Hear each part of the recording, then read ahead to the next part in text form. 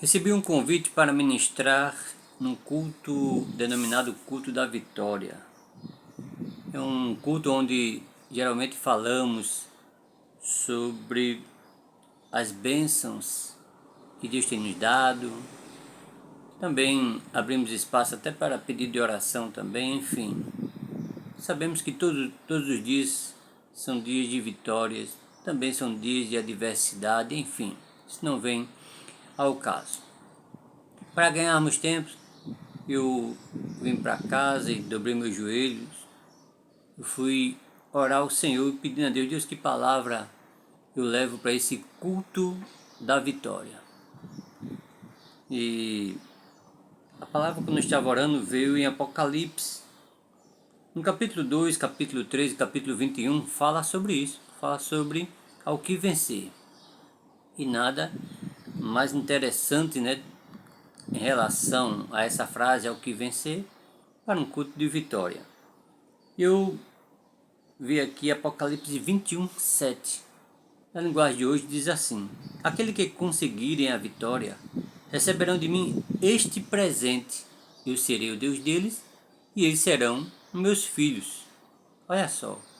Sendo isso, né, em outra versão diz que herdará tudo isso. E aí tudo isso significa nós temos o Senhor como Deus. Significa que estaremos na Nova Jerusalém. Significa que eu fiz aqui um pequeno texto, né, para lembrar na hora de ministrar, que não haverá choro. No versículo 4 diz que não haverá choro, não haverá morte, não haverá tristeza, não haverá dor. Que maravilha, que bênçãos o Senhor tem para nós, ao que vencer. Só que o que acontece? No versículo 8 diz assim: mas, olha só, quando tem esse mas, que minha esposa é professora de português, né? E mas é uma conjunção adversativa usada para conectar ideias opostas ou contrastantes. Então, mais tem o mesmo significado de entretanto, assim diz o Senhor. Porém, contudo, todavia, aí começa uma relação. Os covardes, os traidores, os que cometem pecados nojentos, e em outra versão tem dizendo aqui moralidade sexual, os assassinos, os imorais, os que praticam feitiçaria, os que adoram ídolos e todos os mentirosos. O lugar dessas pessoas é o lago onde queima o fogo e o enxofre, que é a segunda morte. Olha só. Todos os mentirosos, o lugar dessas pessoas é o lago de fogo.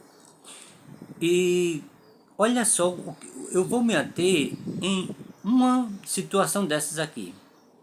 Mentirosos. Mentirosos. E é essa mensagem que eu vou trazer hoje à noite, dia 7 de abril de 2026. Porque numa igreja onde eu acredito que mais de 90% até 100% de pessoas que vão estar lá são pessoas da própria igreja, são pessoas que se dizem convertidas, né? Que cada um responde por si. Eu fiquei interessado, assim, observando esse mais, né? Ficarão de fora, e até eu coloquei aqui entre parênteses, ficarão de fora do hotel 5 estrelas.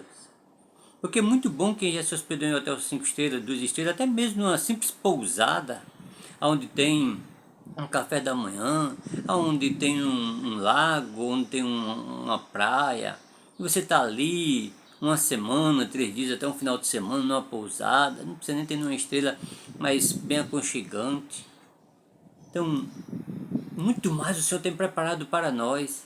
Aí, ao invés disso, você vai morar embaixo de uma ponte que ela está com ameaça de cair, onde não tem água potável, tem que se virar para arranjar comidas, sabe? É pior do que isso. Eu estou fazendo aqui umas comparações para que nós possamos entender a situação. Eu quero trabalhar só essa questão de mentirosos.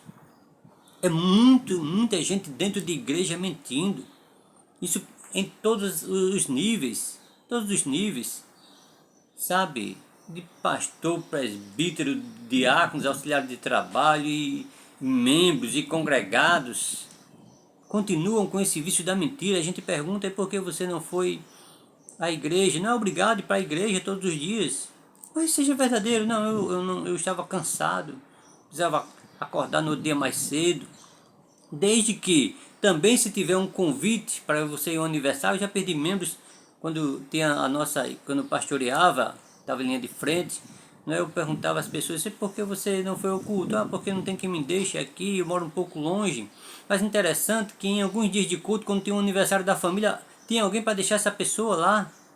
Mas para vir para a igreja, não tinha. Não é interessante isso? Para qualquer situação que agrada ao nosso ser, nós chamamos isso de agradar a carne, sempre tinha algumas pessoas, sempre tem alguém, né, para levar para uma festa, para um lugar, mas para ir para a igreja, aí não tinha. E aí essa pessoa está falando a verdade, ou está mentindo, ou está assim, mascarando uma situação. Quantas vezes alguém perguntou, por que você não foi para a igreja? Pai, eu estava tão chateado, estava tão desiludido, estava tão triste, estava tão para baixo, eu decidi não, eu decidi ficar. Ore por mim. Simples assim, gente. Para que tá mentindo? Eu estava na minha casa com alguns amigos meus de ministério e eu disse, vamos ficar para jantar, esse rapaz eu tenho que ir porque hoje eu estou escalado para estar em um departamento. Aí eu disse, ô rapaz, então beleza, tá bom. Não, mas peraí. Ele pegou o celular e ligou e disse, ô meu pastor, hoje eu não estou podendo ir não. E começou a tossir, de uma hora para outra ter uma tosse nele. E ele começou a tossir. Eu estou um pouco gripado, mas eu não vou poder hoje não. Sabe? Acredito que até hoje o pastor dele não sabe disso. E a gente ficou para jantar e eu olhei para minha esposa e disse, meu Deus, que situação. E tantas outras coisas que não vou falar aqui, que eu frequento algumas casas e eu vejo quantas pessoas mentirosas. Porque para Deus não tem mentira grande nem pequena. Mentira é mentira. E aí a gente vai para onde? Para a situação de Ananias e Safira. Está escrito na palavra de Deus, em Atos capítulo, vamos ver aqui, Atos capítulo 5. Diz, fala sobre a história, não quero ler para ganharmos tempo aqui, mas fala que um homem, Ananias e Safira, o homem Ananias e sua esposa Safira mentiram, dizendo que a gente vendeu a nossa terra, a gente vai dar uma oferta de tal valor para a obra do Senhor. E na hora, eles conseguiram vender, eles fizeram um voto a Deus. Não era obrigado a ele dar nada, a terra era dele, o dinheiro era dele, fizesse o que quisesse. Mas quando ele prometeu, ele fez um voto, disse, se eu vender isso aqui, eu vou dar tanto. E quando chegou lá, o que que acontece? Ele disse, você vendeu por quanto? Pedro perguntou para ele. Vendi por X. Você não mentiu para homem, você mentiu para o Espírito Santo, você mentiu para Deus. E ali ele teve, sabe o quê? Ali eu coloquei aqui como ele foi acometido, eu coloquei aqui de um infarto fulminante. 3 horas depois chega a esposa dele, tudo combinado, tudo bonitinho. Pedro disse, você vendeu por tanto? Foi esse mesmo valor mesmo. Os rapazes que enterraram seu esposo estão aqui também, precisava ter feito isso. E morreu também. Leia Atos capítulo 5. Sabe, é lamentável, mas eu fico preocupado com situações como essa, porque essa palavra, os mentirosos, está no meio, na mesma qualificação em Apocalipse, como no meio dos covardes, no meio dos assassinos, no meio daqueles que cometem imoralidade sexual, feitiçaria, idolatria. Tá classificado.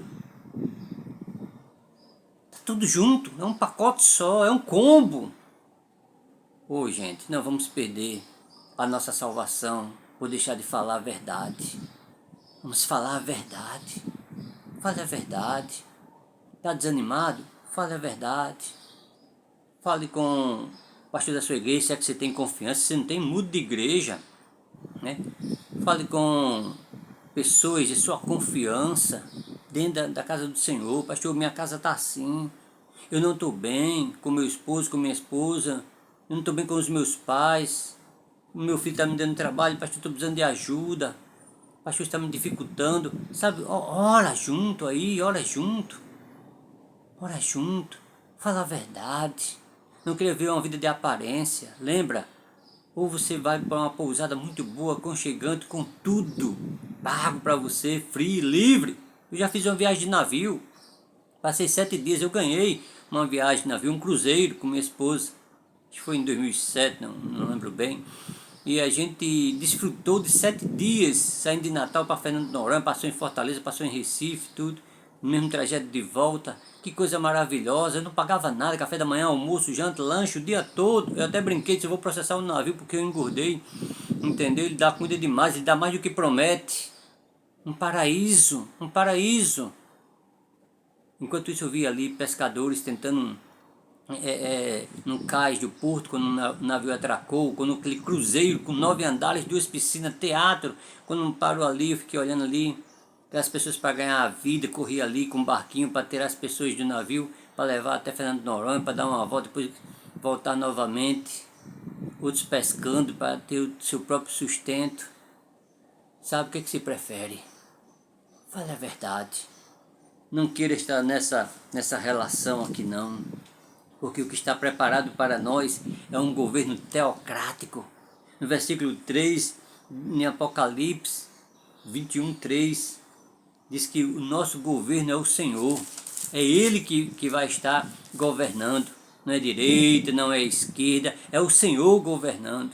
E aí diz aqui que não haverá choro, não haverá morte, não haverá tristeza, não haverá dor. É isso que o Senhor tem para mim e tem para você. Deus abençoe a nossa vida. Reflita sobre isso. Reflita sobre isso. O pai da mentira é o diabo. Foi o próprio Jesus que disse. E quem mente está alinhado com ele. Por isso que está qualificado todo mundo junto nesse combo só de maldade. Deus nos abençoe. Deixa eu fazer uma oração. Pai, no nome de Jesus, eu oro para que nesse momento aquele que está ouvindo essa mensagem, que tinha um vício de mentir, por pequeno que fosse a mentira na mente dessa pessoa, porque o inimigo diz isso, isso é besteirinha, vai, fala isso. E a pessoa começa com uma mentira pequena, e daqui a pouco ela mesma está acreditando nas próprias mentiras dela. Pai, no nome de Jesus, eu liberto essa pessoa da mentira. E que o teu nome seja glorificado, Senhor. Ah, meu Deus, que este homem fala a verdade para sua esposa fala a verdade para o seu marido, os filhos para os pais para os filhos. E essa casa volte a ter comunhão, Senhor. Porque não adianta estar todo mundo na igreja, Senhor, e em casa ser um inferno.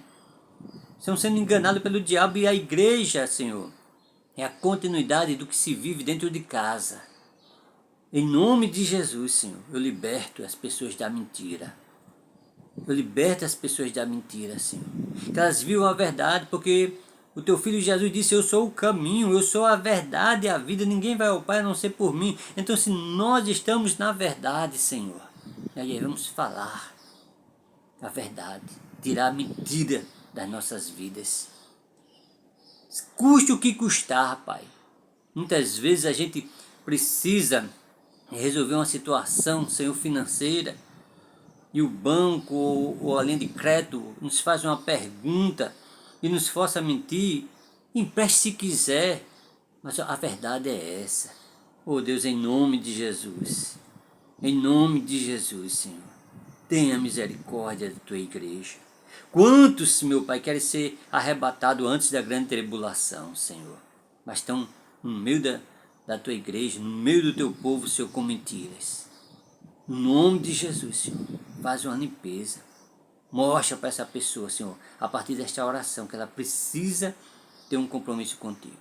Deus abençoe, forte abraço, em nome de Jesus. Deus abençoe.